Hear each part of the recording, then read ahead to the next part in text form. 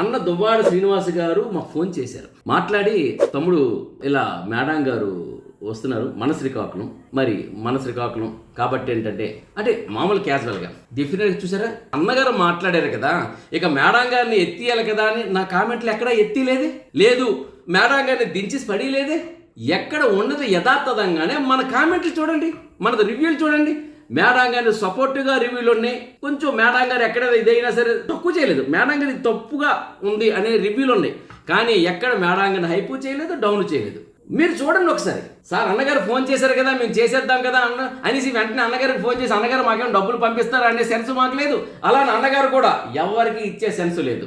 ఆయన ఖచ్చితంగా ఒకటే, తమ్ముడు మేడం గారు వచ్చారు, కొంచెం మీ ఆదరాభిమానులు కావాలి, మీ ఓటింగ్లు కావాలి, ఎలాగైతే అడుగుతారు చూసారా మాకు మీరు ఓటేయండి అని అందరూ అలాగే అన్నగారు అడిగేది తప్పితేను ఎవరికి అన్నగారు డబ్బులు ఇచ్చేది లేదు, మేము ఆయనకు అడిగేది లేదు. ఇది ఒకటి కొంతమంది గాలి క్లారిటీ ఇస్తున్నా.